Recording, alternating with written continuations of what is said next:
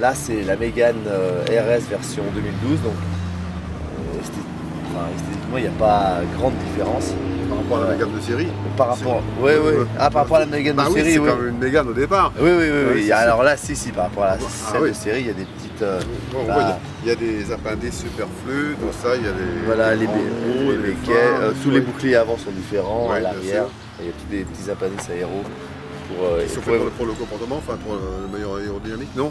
C'est plus pour évoquer le sport. C'est du marketing? Voilà, on peut dire ça. Okay. Après, sur le plan du châssis, ils ont adopté normalement tout ce qui est train roulant et tout ce qui a marché sur la tout ce qui a marché sur la Mégane Trophy. Qui était, alors moi j'avais essayé les deux, la Mégane, enfin pas la version de 2012 mais en 2011, et la Trophy, il y a vraiment une petite différence qui fait que c'est mieux quoi. Il y a 15 chevaux de plus et puis après tous les trains roulants sont réglés différemment, c'est plus ferme avec des meilleurs pneus. Mais c'est une traction pourtant, tu n'es pas tellement fanat de traction. Alors, non, à la base, faut dire ce qui est, moi je suis plutôt. Propulsion. Ouais, j'aime plutôt les propulsions parce que c'est plus fun, c'est plus rigolo. Mais vraiment, la Trophy, c'est la meilleure traction avec laquelle j'ai roulé et c'est une voiture avec laquelle je me suis régalé. Donc là, ça va être pareil avec celle-ci. Écoute, j'espère, j'ai hâte de rouler avec pour voir si vraiment ils ont mis les trains roulants de la Trophy. Tu vas nous faire voir ça tout à l'heure. Avec plaisir. Moi, c'est la Trophy, c'est ce que j'avais dit à l'époque, c'est la meilleure traction que j'ai conduite.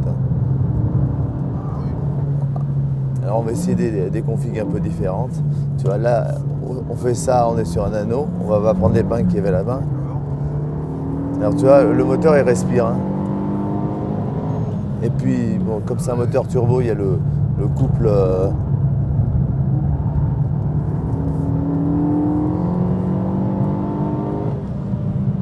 Il y a le couple du turbo. Il n'y a pas de dérive, pratiquement c'est collé par terre, c'est trop long. Non, ouais. Et tu vois, pour une traction, ça se souvire mais vraiment très peu.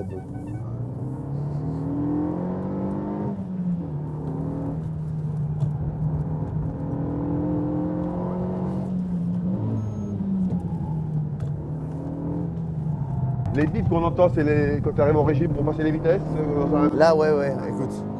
Tu vois, ça c'est le signal pour shifter. Alors ce qu'il y a, c'est que en plus, et la boîte, c'est tout. Ouais, c'est foutu. C'est vraiment fait comme une voiture de course. Hein. Si on veut rigoler, on peut.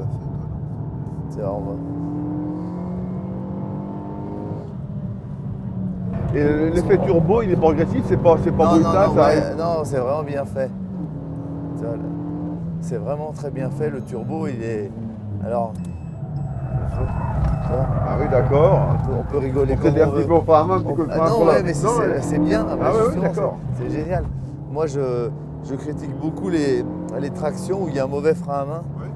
Et là, comment le frein à main, c'est vraiment un artifice de pilotage. C'est la dernière extrémité que je dirais, quoi, quand on ne va plus la faire. Mais pour une épingle, je veux dire, c'est normal sur une traction. Pour une épingle, c'est normal de toucher le frein à main. Après, dans une grande courbe, il faut que les voitures soient équilibrées pour ne pas en avoir besoin. Mais... Là, hop. D'accord. Ah oui, c'est super. Ça c'est conduite rallye pratiquement là. Ouais, mais alors, c'est une voiture qui, pour moi, c'est une voiture que j'aime. Est-ce que dans cette configuration-là, elle peut aller dans les rallyes avec un minimum de préparation? Oui, c'est sûr. Mais c'est une voiture que j'aime parce que tu peux venir sur le circuit ou tu peux aller t'amuser sur des routes départementales. Ouais, d'accord. Et quand tu mets les gaz, franchement, on n'entend pas patiner, il y a 265 chevaux.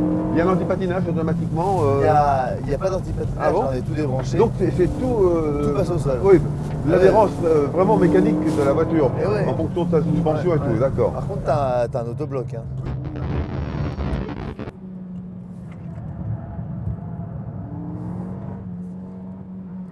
Quelle adhérence, quelle précision aussi au niveau du volant, la boîte passe bien, c'est super, c'est vraiment...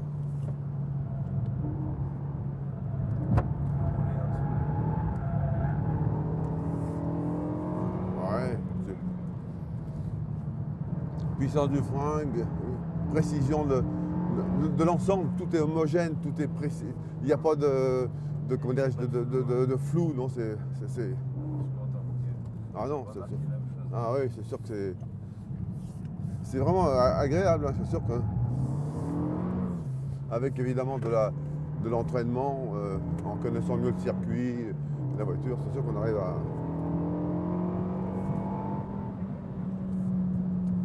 Alors, oui, voilà, c'est pas du tout l'effet turbo qu'on avait des fois sur des voitures. Ça t'arrivait d'un seul coup, paf, ça fait même des pertes d'adhérence, je dirais. Que là, c'est vraiment bien, là.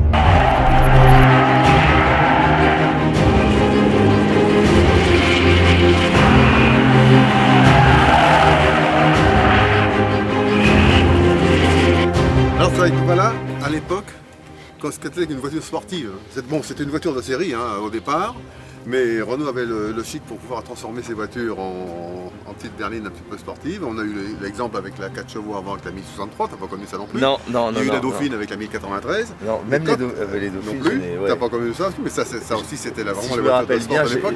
Je crois en avoir vu une, mais... Ah oui, et après quand est arrivé la R8, grâce au sorcier qui était Amédée Gordini, Renault nous a concocté une voiture vraiment très très sportive cette fois-ci, la R8, qui est sortie d'abord en 1100, c'était la R1134, et après en 1300 comme celle-ci, hein, qui était donc la R1135. Alors elle se distinguait, ces 4 phares, des gros phares de 200 mm à l'époque, parce que pour avoir de la lumière à l'époque, il fallait avoir des phares de plus en plus gros, hein, c'est pas comme maintenant, on n'avait pas de xénon, tout ça. Alors la caisse, c'est pratiquement la même que la voiture de série. Il y a des petits détails qui permettent de voir que c'est une voiture un peu sportive. Là, derrière le pare-choc, on a des petits ouïes d'aération pour un petit peu améliorer les freins. Parce que les freins, il y avait 4 disques, et ça c'était une nouveauté à l'époque. des tambours partout. La R8, même en version de série, avec 4 disques. C'était une première voiture qui est sortie avec 4 disques en série. Oui, parce que moi je me rappelle les premières voitures que j'ai conduites, il y avait encore des tambours derrière. Tambours, bien sûr, mais là, donc on avait des disques. Donc vocation sportive, très affirmée. Et puis donc, alors après, la couleur. La couleur bleu de France. La bleu de France, c'était bon, ça avec les bandes blanches. Les bandes blanches, ça aussi c'était un signe tout à fait particulier qu'il a fait reconnaître entre tous. Cette bande blanche, tu remarqueras, il y a une position très particulière. C'est l'axe du pilote. C'est l'axe de pilote. Ah oui. C'est vraiment le pilote, il avait donc ces 2 bandes blanches, enfin pour les lignes droites, parce que dans les virages, c'était travers. On verra tout à l'heure.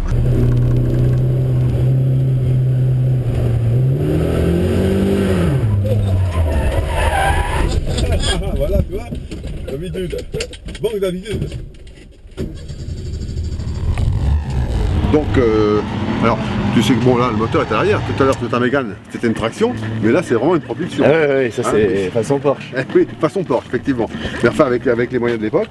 Et donc, c'est là que... C'est là que Gordini a travaillé pour rendre la mécanique le 5 paliers, parce qu'à l'époque aussi ça c'était un progrès. Les moteurs 4 cylindres n'avaient encore que 3 paliers. Et on mettait, donc le vilebrequin, qui baladait un petit peu, donc quand on voulait avoir un petit peu de puissance, il fallait passer aux 5 paliers, mais c'était plus cher. Donc ça c'était le moteur Sierra chez Renault, donc c'était un des premiers à 5 paliers, et donc ça a permis de pouvoir faire, d'améliorer, de le faire tourner plus vite. Donc, ils ont sorti 88 chevaux DIN, mais on parlait aussi de 103 chevaux SAE, parce qu'il y avait la différence. Hein, la différence, c'est bon, cheval, au banc, on peut dire. On disait toujours, oui, il y a plus de 100 chevaux, d'accord, mais c'est des chevaux, des petits chevaux. Hein. Les vrais chevaux, c'est les 88 SAE. Des poneys. Voilà. C'était une disposition classique à l'époque. Moteur à l'arrière, en porte-à-faux. En longitudinal, en porte-à-faux. T'imagines un peu l'inertie polaire. Hop, ça fait du poids derrière. Et alors là, tu vois donc, tu as la signature de Gordini, tu vois le G là. Et donc le gros travail qu'a fait Gordini là-dessus, c'est de mettre une culasse hémisphérique, c'est-à-dire une chambre semi-circulaire, avec les soupapes en V et la bougie centrale. Donc le rendement tout de suite était nettement amélioré et alimenté par 2 gros carburateurs 40 DCO Weber. Ça c'est ça alimentait. Hein. Bon, là on ne se préoccupait pas des problèmes de consommation. L'essence coûtait pas cher. Il fallait ce qu'il fallait. Hein. Bon, c'est un petit moteur. Voilà, c'est un petit moteur, donc il pouvait galer.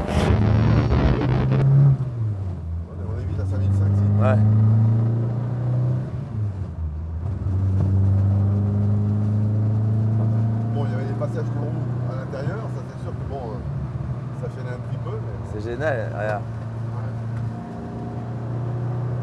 Ouais, quand on s'assoit dans la voiture, on est décalé hein, avec le passage de roue. Oui. On a les pieds de travers. La direction est un petit peu sur le côté. Hein, Ouais. On conduit un peu. On conduit un peu de travers, mais bon.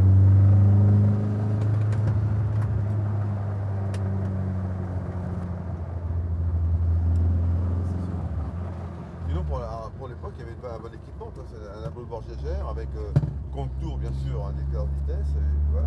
Ah ouais, pour l'instrumentation, c'est top. Hein. Ah oui. Regarde. Température. T'as tes températures d'huile. T'avais la passion d'huile qui apparemment ne Ouais, marche pas. celle-là, elle marche pas, mais bon, elle aurait dû. Le problème, c'est qu'effectivement, ça tire très court, mais on est vite dans le rouge. Hein, enfin, dans le rouge. Ouais. Et ça manque effectivement d'une zone rouge. Mais, oui. On est vite dans le noir. Ah, ouais, écoute, Ah oui. c'est sympa. J'ai pas osé. Hein.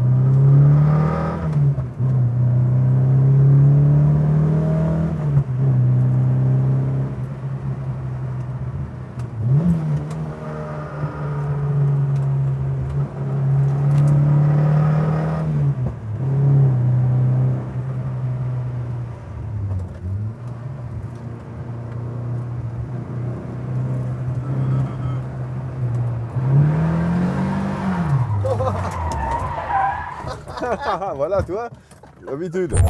Manque d'habitude.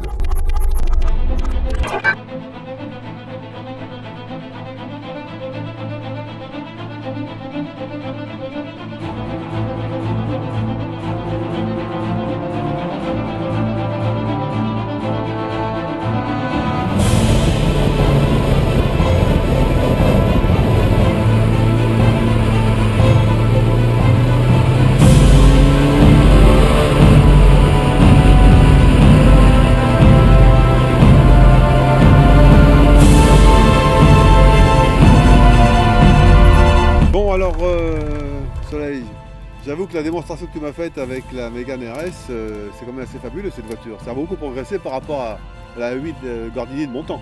Ah oui, oui. Alors ce modèle-là, il est particulièrement réussi, mais j'avoue que. Si tu avais un choix à faire alors. Attends, alors juste sur les impressions, j'avoue que tu as été pas mal hein, au volant de la Gord aussi. Hein. Attends, Donc moi mon choix, alors là comme ça, bien sûr si on juge le comportement, la Mégane RS est plus aboutie et franchement moi c'est une traction que j'adore.